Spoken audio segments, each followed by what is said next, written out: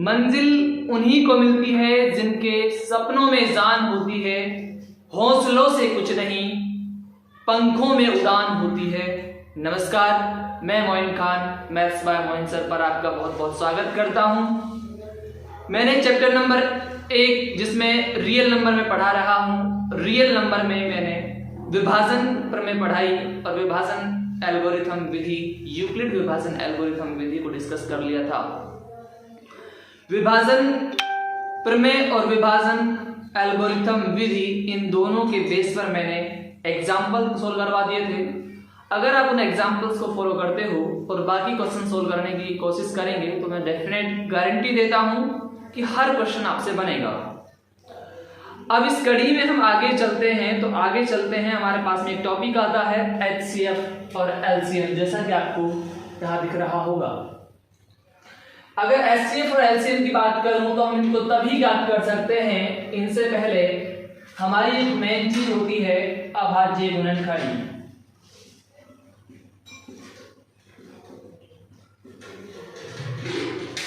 अभाज्य गुणनखंड किस तरीके से ज्ञात किए जाएंगे वो हम आपको डिस्कस कर रहे हैं। अभी HCF और LCM ज्ञात करने से पहले हम अभाज्य गुणनखंड की बात कर लेते हैं। अभाज्य गुणनखंड को किस तरीके से ज्ञात करेंगे, इससे पहले एक नाम और आता है आपके बुक में, अंकगणित की आधारभूत प्रमेय।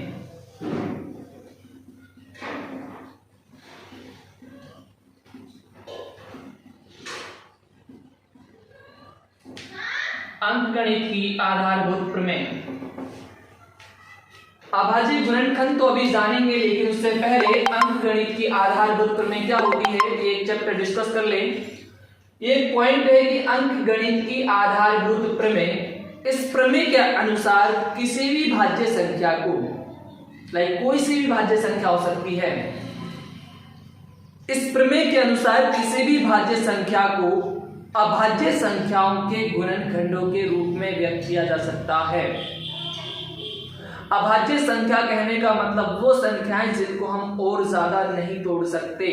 भाज्य संख्याएं वो संख्याएं जिनको हम तोड़ सकते हैं। में बात करूं 4 को हम 2 into 2 में लिख सकते हैं, अर्थात 2 हमारे पास जो आया है ये एक अभाज्य संख्या है। मैंने इस 4 को 2 into 2 में लिखा है, इसका मतलब है कि ये कोई भाज्य संख्या थी। इस भाज्य संख्या के गुणनखंडों को हमने अभाज्य संख्या के रूप में व्यक्त कर दिया।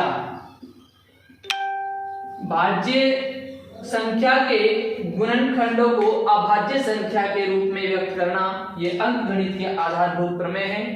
एक बार फिर से कि किसी भी नंबर या कोई भी संख्या जो भाज्य हो, कोई भी संख्या जो भाज्य हो, उसको उसके अभाज्य गुणनखंडों के रूप में तोड़ा जा सके, ये अंकगणित के आधारभूत प्रमेय कहलाती है। इसी अंकगणित के आधारभूत प्रमेय पर आधारित होता है अभाज्य गुणनखंड, जो अंकगणित की आधारभूत प्रमेय को फॉलो करता है।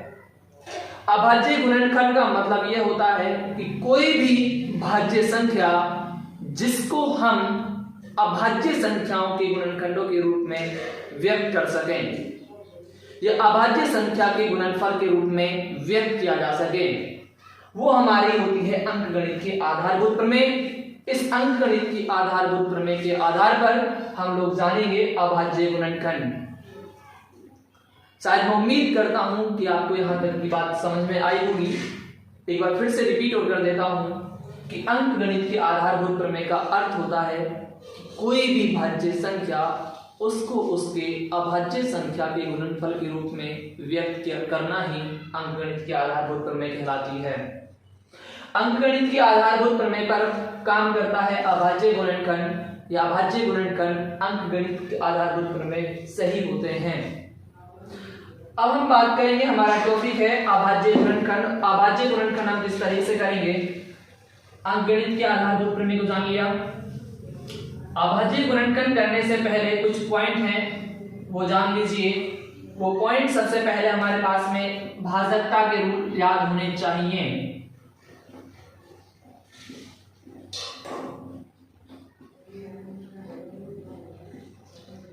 भाजकता के नियम याद होने चाहिए। अब भाजकता के नियम कितने नियम होते हैं और किस तरह से, मैं हर एक नियम को डिस्कस करूंगा जो आपके चैप्टर में काम आएंगे, जो रूल आपको आगे तक जब आप कॉम्पिटिटिव एग्जाम की तैयारी करोगे तो वहां पर भी मुझे बहुत याद करोगे। मैं आपको एक बेसिक नॉलेज के साथ में अभाज्य गुणनखंड करवाने जा रहा हूं। सबसे पहले मैंने बताया कि अभाज्य गुणनखंड है जो अंकगणित की आधारभूत प्रमेय पर लागू होता है।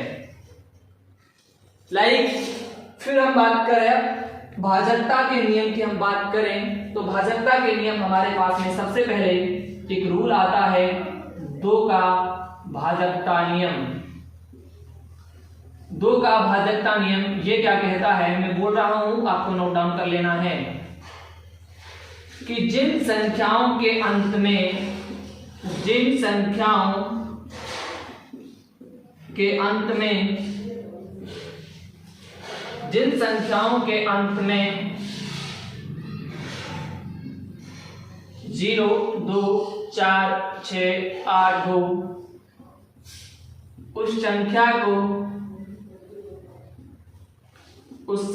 को 2 से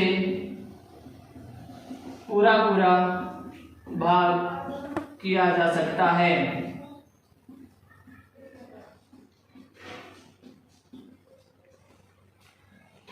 दो के भाजकता नियम सुन लीजिए कि जिन संख्याओं के अंत में 0, 2, 4, 6, 8 हो, उस संख्या को 2 से पूरा भाग किया जा सकता है।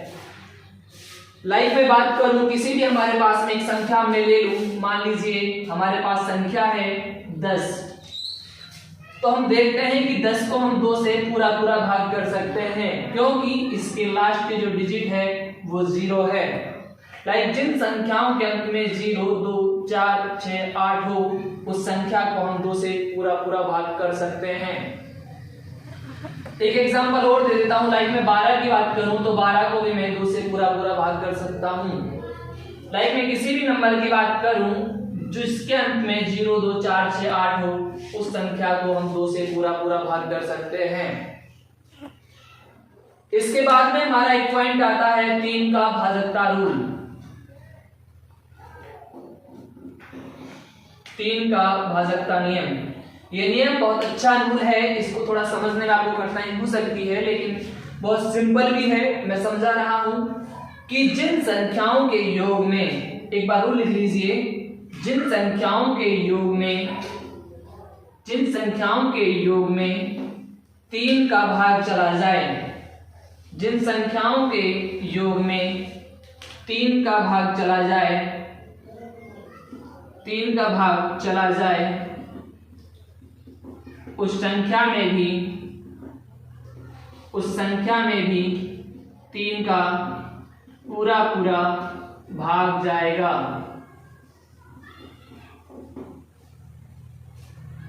मैं इसको डिस्कस करता हूं कि मैंने क्या बोला है। मैंने कहा कि जिस संख्या के योग में 3 का भाग चला जाए, उस संख्या में भी 3 का पूरा भाग जाएगा।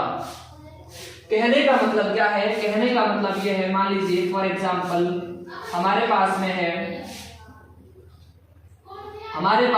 27। इस 27 में अभी हमने 2 का रूल पढ़ा था, जिन संख्याओं के अंत में 0, 2, 4, 6, 8 हो, वो संख्या 2 से पूरी भाग की जा सकती है। लेकिन इसके अंत में 0, 2, 4, 6, 8 में से कुछ है नहीं, हमारे पास में 7 है। और जब भी हम अभाज्य गुणनखंड करेंगे तो 2 के बाद हम नंबर लेंगे 3 का, अर्थात हम 3 की भाजकता का नियम लगाएंगे। 3 का भाजकता का नियम कहता है कि जिन संख्याओं के योग में 3 का भाग चला जाए, उस संख्या में भी 3 का पूरा भाग जाएगा। में बात करूं, इन दोनों का मैं योग करूं, 27 का मैं योग करूं, 2 + 7 तो 29 होता है। 2 + 7 अगर करूं तो 9 होता है, और 9 को हम 3 से डिवाइड कर सकते हैं। तो कहने का मतलब यह हुआ, जब इस संख्या के अंकों के योग में 3 का भाग चला गया हो, इस संख्या के अंकों के योग में 3 का भाग चला गया हो, तो इस संख्या भी 3 से पूरी कट जाएगी 9 बार। मैं उम्मीद करता हूं कि आपको ये कुछ समझ में आया होगा। मैंने बोला कि जिन संख्याओं के योग में 3 का भाग चला जाए उन संख्या में भी 3 का पूरा पूरा भाग चला जाएगा। अब संख्याओं के योग से अंकों से भी मतलब है कि 2 और 7 का हमने जब योग किया तो 9 आया और 9 को हम 3 से डिवाइड कर सकते हैं। लाइक मैं आगे बात करूं, मैं 4 के रूल की बात करूं तो 4 का भाजक का नियम क्या कहता है? 4 के भाजकता का नियम क्या कहता है? जिन संख्याओं का जिन संख्याओं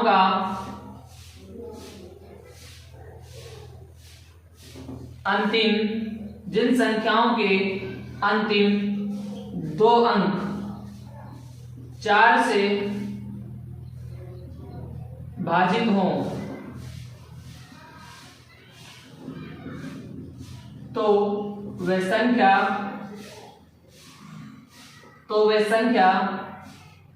4 से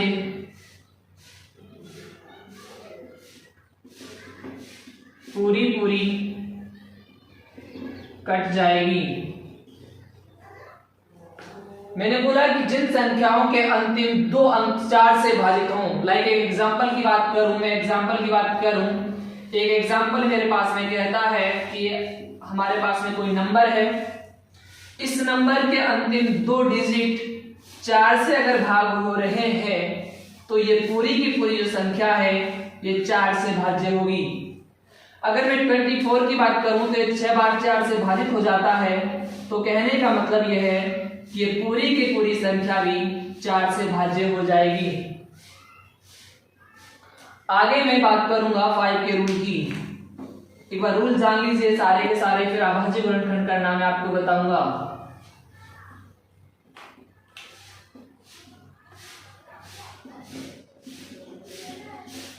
जिन संख्याओं के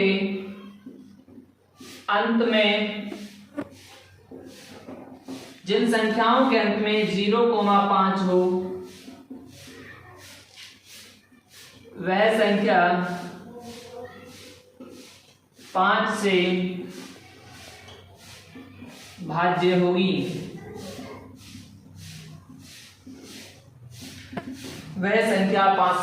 होगी। जिन संख्याओं के अंत में 0,5 हो वह संख्या 5 से भाज्य होगी। लाइक मैं बात करूं किसी भी एक नंबर की, मान लीजिए मैंने 50 ले लिया है और इसके लास्ट डिजिट 0 है, तो आप लोगों के मन में एक चीज आई होगी कि सर ठीक है, इसके अंत में 0 है तो इसमें 5 का भाग जा रहा है, लेकिन 2 का रूल भी तो ये कहता है कि जिन संख्याओं के अंत में 0, 2, 4, 6, 8 हो वो संख्या में 2 का पूरा पूरा भाग चला जाता है। तो हम नंबर से बात करेंगे। सबसे पहले नंबर लेंगे 2 का, फिर 3 का, फिर 4 का, फिर 5 का। क्रम के अनुसार हम चलते जाएंगे। और अगर मैं बात करूं 55 की, तो इसके अंत में 5 है, संख्या 5 से पूरी पूरी कट जाएगी, मतलब भाज्य हो जाएगी। इसके बाद हमारे एक चैप्टर के अनुसार हम बात करें रूल 7 की। 7 का रूल क्या कहता है आप नोट डाउन कीजिएगा, वेरी इंपॉर्टेंट रूल है। 7 का रूल कहता है किसी भी संख्या के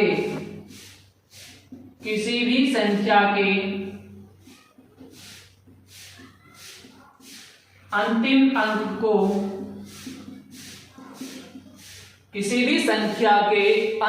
अंक को दुगना कर दें, दुगना करके बची हुई संख्या में से घटा दें, और यदि घटाने पर प्राप्त संख्या में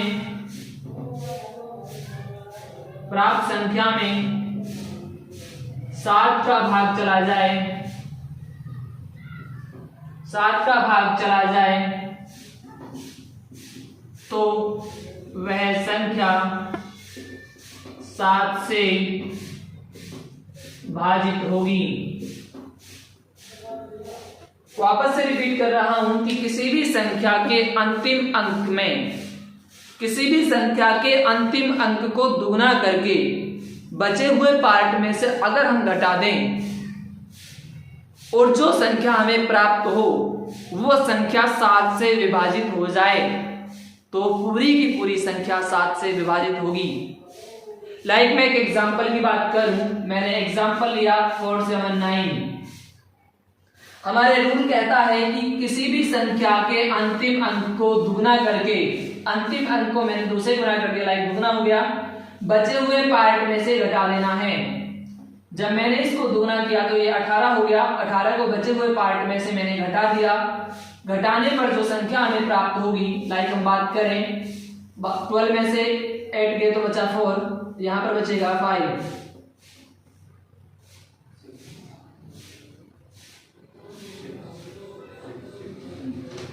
अगर 14 में से 8 गया तो बचा 6 और यहां पर बचा 6 में से 1 गया तो 5। अब ये बची हुई संख्या है जो, अगर इस बची हुई संख्या में 7 का भाग चला जाए तो इस पूरी की पूरी संख्या में भी 7 का भाग जाएगा। लाइक हम जानते हैं 7 8 56 होते हैं, तो ये पूरी की पूरी संख्या भी 7 से विभाजित हो जाएगी। फिर से सुन लीजिए, मैंने कहा कि किसी भी संख्या के अंतिम अंक को दुगना करके रिमेनिंग पार्ट में से घटा दें, लाइक बचे हुए पार्ट में से घटा दें, तो वो संख्या, प्राप्त हुई संख्या अगर 7 से कट जाएगी तो पूरी की पूरी संख्या 7 से भी विभाजित होगी। अगर रूल नंबर में 9 की बात करूं तो 9 का रूल भी यह कहता है कि जिन संख्याओं के योग में 9 का भाग चला जाए तो उस संख्या में भी 9 का पूरा पूरा भाग जाएगा।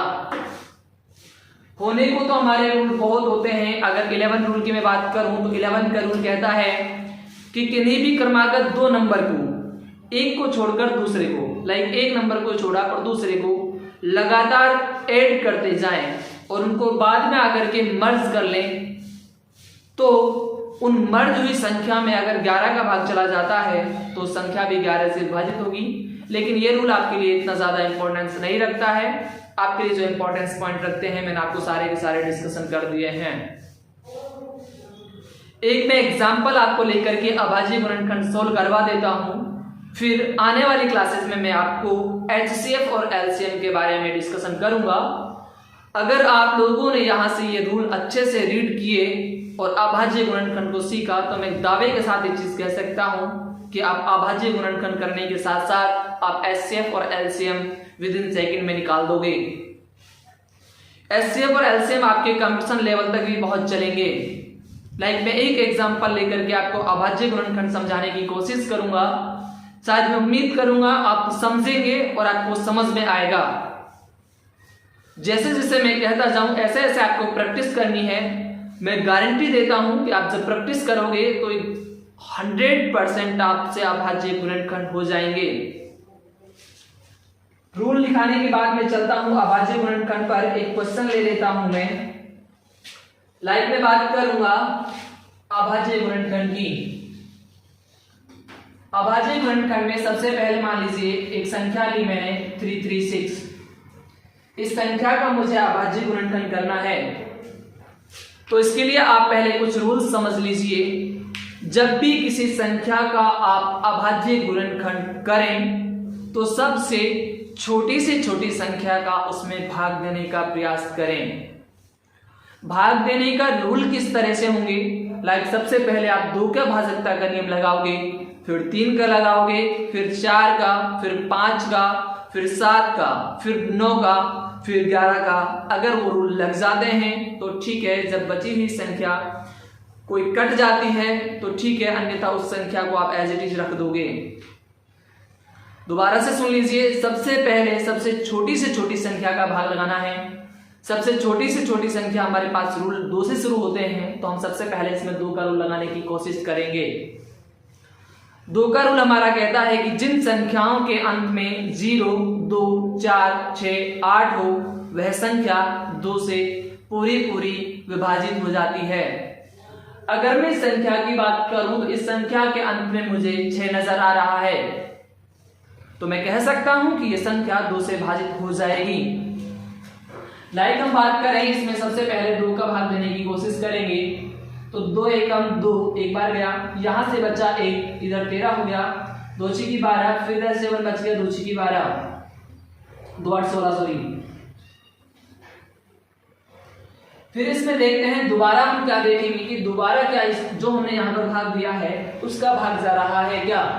लाइक 2 का रूल कहता है जिन संख्याओं के अंत में 0 2 4 6 8 हो वह संख्या 2 से पूरी विभाजित होगी। तो इसके अंत में भी 8 है, तो जब 8 है तो ये 2 से पूरी विभाजित होगी, 2 8 16 2 चौके 8। इसकी यूनिट डिजिट भी 4 है तो ये भी 2 से विभाजित हो जाएगी, 2 चौके 8 2 दूनी 4। इसका यूनिट डिजिट भी 2 है तो ये 2 से विभाजित हो जाएगी 21 बार। अब हाँ बात आती है यहाँ से आगे हम क्या करेंगे सर, इसमें 0 2 4 6 8 है नहीं। जब 0 2 4 6 8 नहीं होता है तो अब नंबर आता है 3 का। हमने कहा इनको हम अगर ऐड कर दें तो कितना होता है 3, और इनका इन दोनों डिजिटों को अगर हम ऐड कर दें तो आता है 3, और 3 को जब मैं 3 से डिवाइड करता हूँ तो ये आता है 1। अर्थात इन अंकों के योग में जब 3 का भाग जा रहा है तो इस संख्या में भी 3 का भाग जाएगा। कितनी बार जाएगा, 3 7 21। लाइक अब बात करें 7 के अंदर 3 का भाग नहीं जाता है तो हम बात करेंगे 5 का भी इसमें भाग नहीं जाता, तो हम कह देंगे कि 7 का भाग इसमें एक बार चला जाएगा। दोबारा से देखने की कोशिश कीजिएगा। अब आप लोगों के मन में आया होगा कि 336 सा 168 कहां से आया, तो एक अलग से समझ लीजिए। मान लीजिए इसका मतलब यह है कि 336 में आप लोगों ने 2 का भाग लगाया, तो हमने कहा कि 2 एकम 2 माइनस किया 1 बचा, फिर हम उतारते हैं संख्या 2 छीकी 12, फिर माइनस किया फिर 1 बचेगा, फिर हमने उतार लिया 2 8 16। तो इस तरीके से ये होता है। ज़्यादा घबराने की आपको ज़रूरत नहीं है, लोड लेने की आपको ज़रूरत नहीं है। जैसे जैसे आप इसको प्रैक्टिस में लाओगे ऐसे संख्याएं आपसे कटने लग जाएंगी। मैं उम्मीद करता हूँ आज के सारे पॉइंट आपको समझ में आए होंगे। अगर आपको ये वीडियो अच्छी लगी है, ये सेशन आपको अच्छा लगा है तो आप please like subscribe and share कीजिए। आने वाली वीडियोस में आपको HCF LCM और अभाज्य गुणनखंड की विस्तृत जानकारी दे दी जाएगी, और पुरानी वीडियोस अगर आप देखना चाहते हो लाइक जिसमें यूक्लिड विभाजन प्रमेय है और यूक्लिड विभाजन एल्गोरिथम विधि के कुछ रूल हैं, वो आप अगर देखना चाहते हो तो प्लेलिस्ट बनी हुई है रियल नंबर की, आप वहां जाकर देख सकते हो। Thank you very much.